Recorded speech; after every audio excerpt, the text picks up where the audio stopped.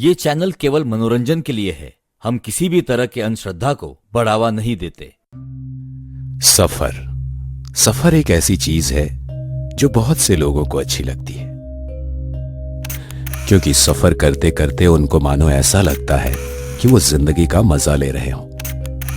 पर ये सफर अगर रात का हो तो वही मजा एक खौफ में तब्दील हो जाता है, और वही खौफ आपसे ऐसी हरकतें करवा सकता है जो आप आम तौर पर सफर में नहीं करते। ऐसा ही एक हादसा रोहन के साथ भी हुआ था। रोहन अपनी गाड़ी में गांव से शहर की तरफ जा रहा था, और वो भी रात को।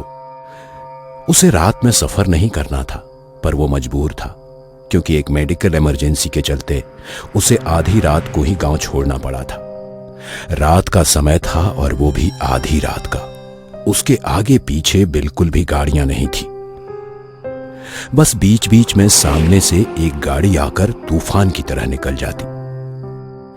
बाहर पहाड़ी इलाका शुरू हो गया था और सारा माहौल एकदम शांत था। रोहन के अंदर का डर उसे गाड़ी तेजी से चलाने पर मजबूर कर रहा था। रास्ता पूरी तरह से खाली होने की वजह से रोहन बिना कुछ सोचे समझे गाड़ी भगा रहा था। अचानक उसकी नजर ऊपर वाले आईने पर पड़ी और उसने देखा कि पीछे की सीट पर कोई औरत घूंघट ओढ़े बैठी थी। वो डर के मारे आईने में ही देखता रहा। उसका गाड़ी चलाने पर से ध्यान भटक गया। तभी सामने से आती गाड़ी ने जोर से हॉर्न बजाया, और उसकी आवाज सुन के रोहन ने होश में आकर गाड़ी संभाली और एकदम से रास्ते के किनारे रोक दी। उसने इतनी जोर से ब्रेक मारा कि टायर के घिसने की आवाज बहुत देर तक पहाड़ों में गूंजती रही। उसने पीछे मुड़कर देखा तो वहां कोई नहीं था।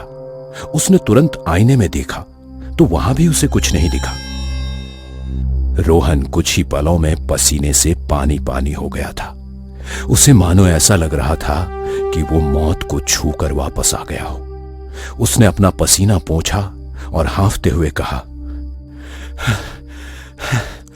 यह जरूर मेरा वहम होगा। मुझे गाड़ी चलाने पर ध्यान देना चाहिए। रोहन ने कुछ देर के लिए वहीं आराम किया और फिर गाड़ी स्टार्ट करके आगे बढ़ने लगा। इस बार वो गाड़ी आराम से चला रहा था, पर डर ने उसके मन पर कब्जा करना शुरू कर दिया था, और वो धीरे धीरे उसके मन से होकर दिमाग पर भी छाने लगा था, क्योंकि उसने फिर से गाड़ी भगाना शुरू किया। इस बार वो और भी तेजी से गाड़ी भगा रहा था।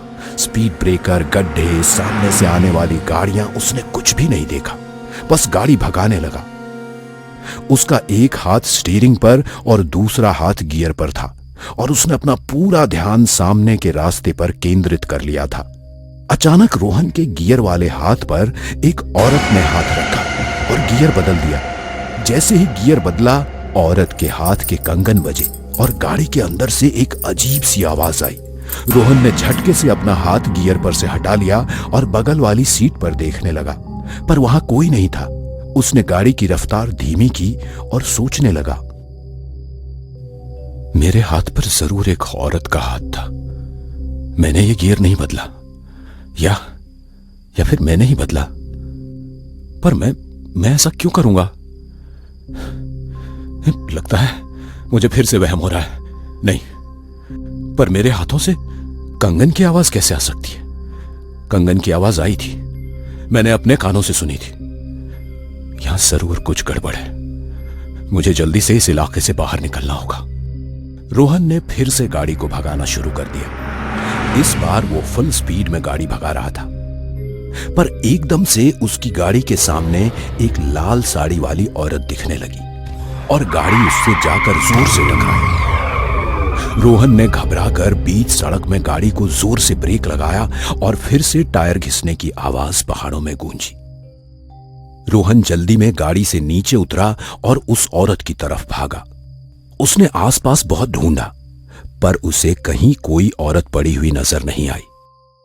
अचानक उसे पहाड़ के नीचे से जंगली जानवरों के चिल्लाने की आवाज आने लगी, और उसी आवाज के साथ रोहन को महसूस हुआ कि उसके आसपास या दूर दूर तक कोई इंसान या गाड़ी नहीं थी। वो उस भयानक रात में उस खौफनाक रास्ते पर अकेला खड़ा था। वो भागते हुए गाड़ी की तरफ गया और गाड़ी का दरवाजा खोलकर बैठने ही जा रहा था कि तभी अचानक उसके बगल वाला दरवाजा अपने आप खुला और किसी के अंदर बैठने के बाद वो फिर से बंद हो गया। रोहन को फिर से उन कंगनों की आवाज सुनाई दी। रोहन ने नीचे झुककर बगल वाली सीट पर देखा तो वही औरत घूंघट ओढ़े बैठी थी। उसने लाल साड़ी और बहुत सारे गहने पहन रखे थे। उस औरत ने जैसे ही रोहन की तरफ सिर घुमाया, रोहन बुरी तरह से डर गया और पीछे जा गिरा। वो लड़खड़ाते हुए उठा और चिल्लाते हुए तेजी से भागने लगा। बचाओ! बचाओ! उसके भागते हुए पैरों की आवाज और मदद की पुकार पहाड़ों में गूंजने लगी। आसपास के पेड़ों पर जो पंछी सो रहे थे वो जाग गए और पेड़ों से बाहर आकर चीखने लगे, क्योंकि वो सब भी रोहन की आवाज सुनकर डर गए थे। रोहन डर के मारे पागलों की तरह बस भागे जा रहा था।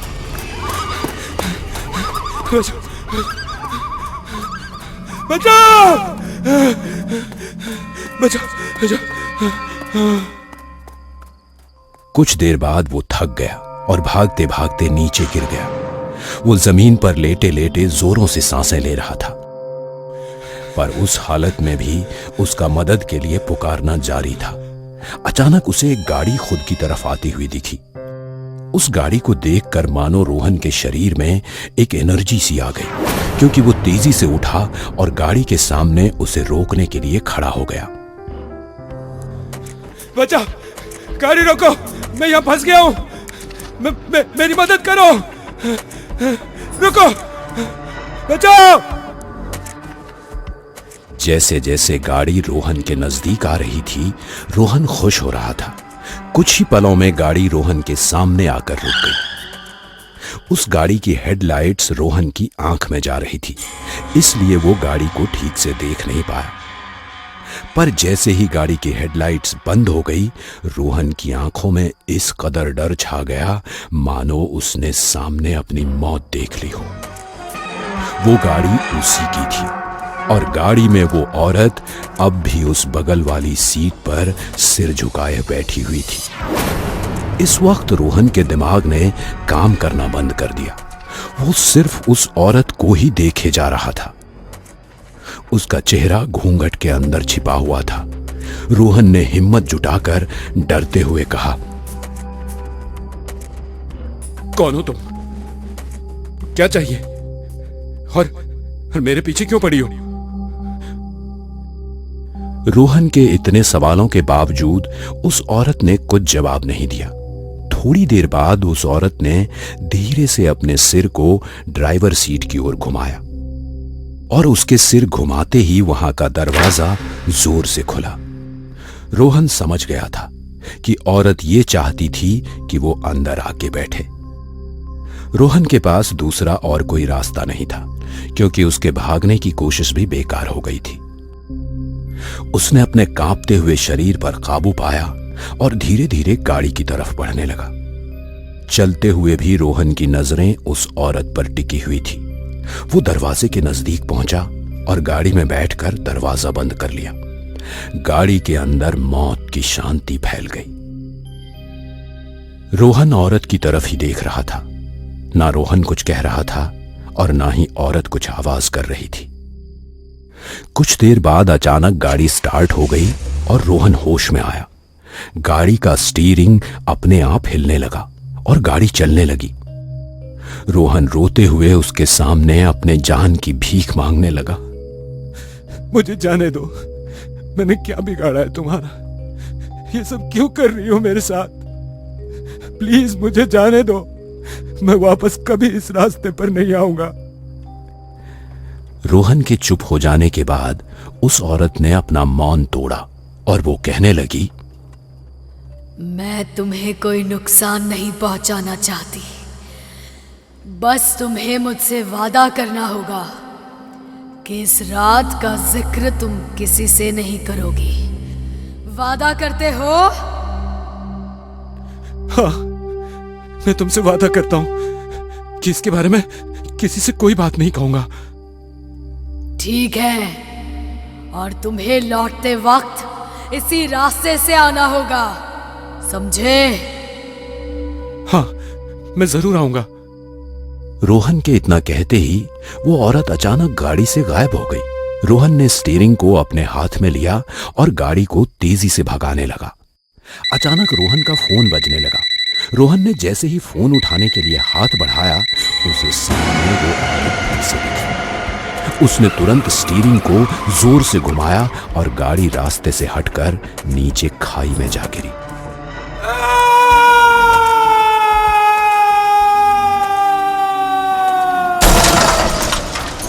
डरा हुआ इंसान बिल्कुल भरोसे के काबिल नहीं होता। तुम्हारा मरना ही अच्छा है।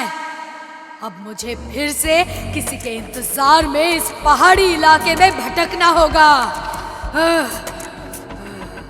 पहाड़ी से गिरकर रोहन की मौत हो गई और वो औरत फिर से भटकने लगी।